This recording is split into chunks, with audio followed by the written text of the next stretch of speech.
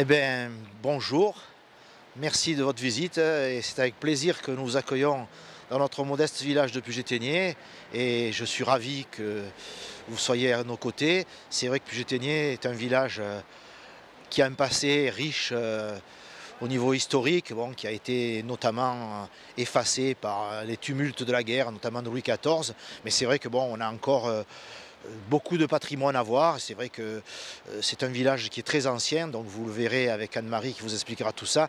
On était quand même un village qui date de 400 ou 500 ans avant Jésus-Christ, parce qu'on avait des mines de cuivre dans cette vallée de la Roudoule, avec du cuivre natif qui permettait aux primitifs de faire des armes, de faire des bijoux pour leurs femmes. Et c'est sûr que les Romains ont rapidement conquis ce site parce qu'il était important stratégiquement au niveau armes et au niveau besoins. Après, c'est vrai que cette vallée, elle a été riche de biens parce qu'à ce moment-là, on avait de la multiculture, du multi-élevage.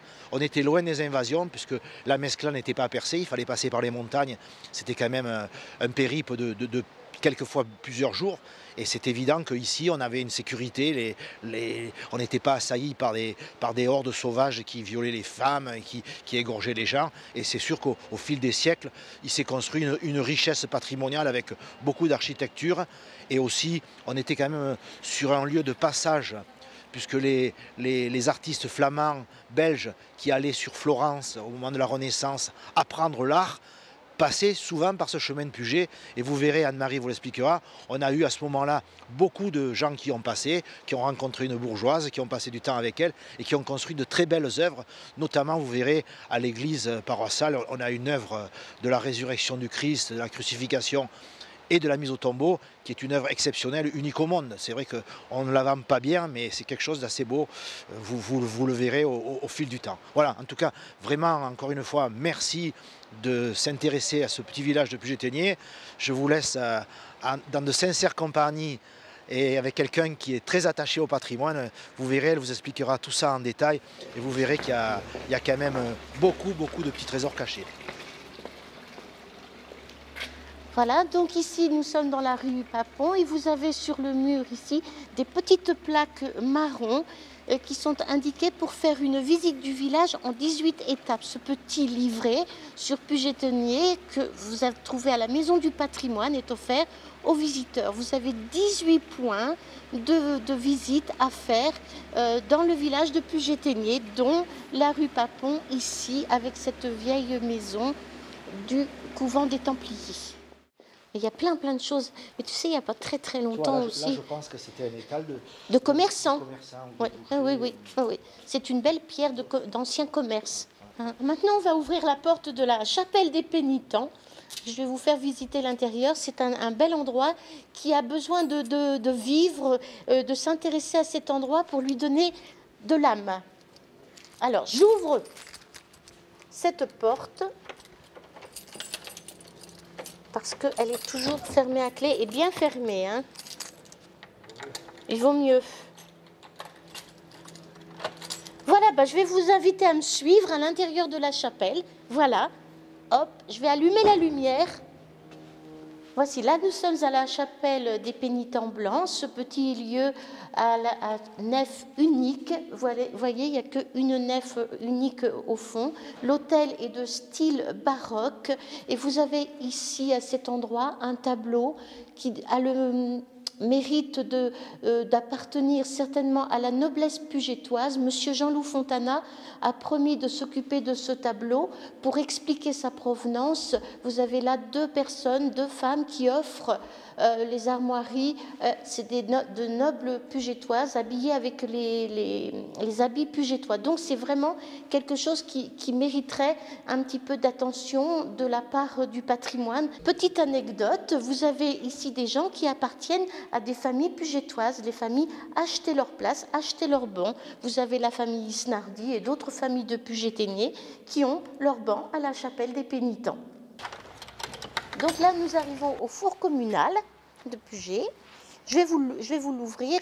Vous voyez sur la façade de ce four le chapeau de la mitre et la canne de l'évêque de Glandève. Voilà, qui venait régulièrement ici. Nous sommes au four.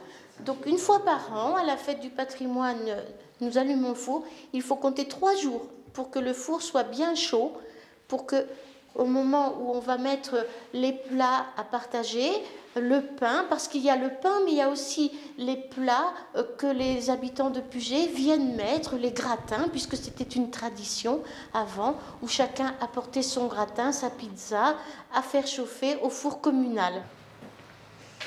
Voilà, donc là vous avez devant vous quelque chose de fabuleux sur Puget, puisque c'est une tradition populaire qui a lieu tous les mercredis décembre, chaque année, et les Pugetois continuent cette pure tradition qui est liée aux tanneurs, parce qu'à Puget on était un village de tanneurs, et les tanneurs avaient interdiction de faire Mardi Gras par un décret de l'église, donc ils faisaient une entrée du carême le mercredi décembre, et on a quelque chose qui est unique au monde, puisque je pense qu'on est le seul village du monde où on a l'évêque d'un soir. On a un évêque qui mène cette bande de joyeux troubillons qui fait une parodie du christianisme. Voilà le fait. Et puis bon, c'est vrai qu'on a eu beaucoup d'échanges avec les Italiens où il y a encore la même coutume. Bon, c'est vrai qu'en France, c'est beaucoup perdu. Mais bon, nous, on tient à garder notre tradition populaire. Il y avait 13 fontaines. Moi, je sais à peu près où étaient les 13 fontaines.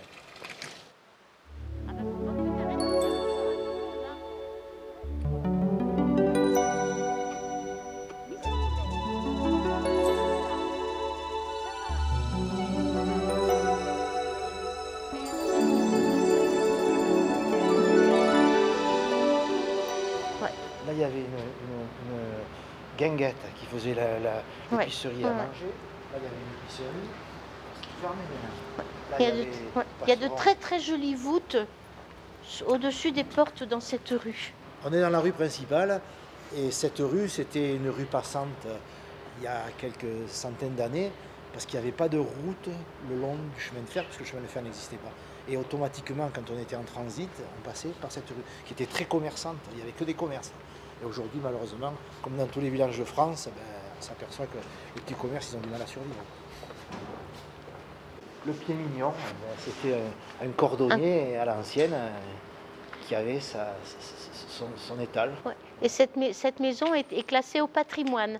Hein. Elle a été rénovée, elle est très très jolie.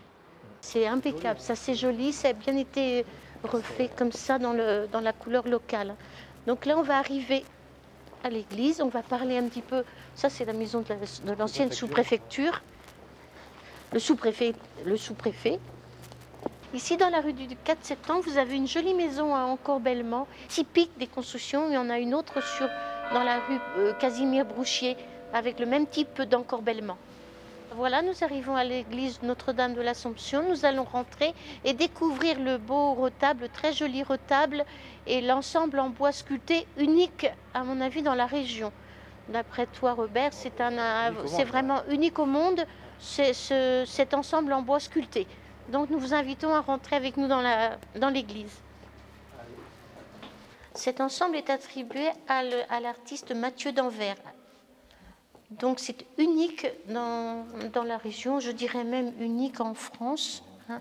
Cet ensemble en bois sculpté qui, à l'origine, certainement était polychromé, c'est-à-dire qu'il y avait de la couleur sur les sculptures. Donc cet ensemble n'est pas dans un ordre vraiment... Hein, Robert, tu peux expliquer, c'est pas son ordre original. Hein. Parce que là, en réalité, ça représente un triptyque, c'est-à-dire qu'il y a eu une crucifixion dont la Marie-Madeleine fait partie.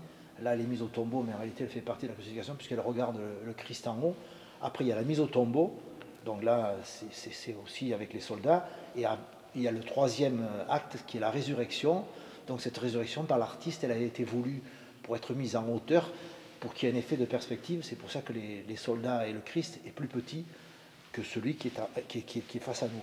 Mais c'est vrai que c'est une œuvre exceptionnelle, puisque sur le moment de la Renaissance, quand on a refait la Passion du Christ, et souvent il y a une des trois, alors là on a les trois réunis. C'est assez exceptionnel. Voilà notre Saint-Nicolas de Tolentino. C'est le patron du village. Alors tous les ans, nous sortons le Saint-Nicolas à travers le village. Cette église est constituée de 5 petites chapelles. Voilà, ici tout autour. Alors il y a encore quelques années, Robert, je pense que les dames de Puget-Théniers venaient un petit peu laver et rincer leur linge, hein. Et c'était certainement un moment où elles se retrouvaient et elles pouvaient un peu entre elles papoter un peu les nouvelles du village, je suppose, hein. Les cancans. Les cancans, comme on dit, hein. C'était un endroit où vraiment elles pouvaient se retrouver. Et je pense qu'elles ne devaient pas avoir chaud aux mains, hein, parce que l'eau qui arrive, surtout l'hiver. Voilà, alors là, nous allons maintenant nous diriger vers la statue Mayol, hein, qui est de l'autre côté de la rue sur le petit parc d'enfants. Cette statue, elle est due au fait que le maire de 1900, s'appelait Blanc du Collet, a été président de la Ligue des droits de l'homme. Il a rencontré Clémenceau, qui lui a présenté Mayol, et en voulant fêter le centenaire de la naissance de Blanqui, il a créé cette statue qui représente la liberté. Donc c'est une femme nue, le buste en avant, qui essaye d'aller vers la liberté, mais elle a les mains enchaînées. Et bon, il y a toute une historique sur cette statue, puisqu'au départ, elle avait été mise sur la place de l'église. On a des photos qui l'attestent. Et bien sûr, il y a eu un tollé général de la bourgeoisie, du clergé, une femme nue devant tout le monde. Donc, quand on a eu le monument aux morts de 14-18 qui a été créé, le conseil municipal, par délibération, a déplacé la statue. Et on a une délibération qui dit qu'il faut la mettre le plus loin possible, le plus haut possible, pour qu'on la voit le moins possible. Alors que c'est une œuvre majeure de Mayol, qui est magnifique. C'est vrai qu'elle n'est pas mise en valeur. Sous les arbres, elle est difficile à photographier, mais enfin, elle a le mérite d'exister. Eh bien écoutez, il ne nous reste plus qu'à vous remercier. Je pense que vous avez récupéré des images assez enrichissantes sur la commune de Puget-Théniers. Ça vous donne un aperçu, ça donne un aperçu de l'historique, du patrimoine vivant, des manifestations qui s'y perpétuent. Et bon, je souhaite que tous ceux qui verront ce magnifique reportage seront attirés par venir faire quelques visites sur le village. Bon, vous verrez vous avez vu qu'il y a des commerces, qu'il y a des restaurants, qu'il y a de la vie, qu'il y a un collège, qu'il y a un hôpital. Donc c'est quand même un village qui est quand même bourg-centre, puisque tous les villages satellitaires autour n'ont pas de commerce, n'ont pas d'activité. On se retrouve à Puget. En tout cas, on essaye de maintenir cette attractivité du village et encore une fois, merci.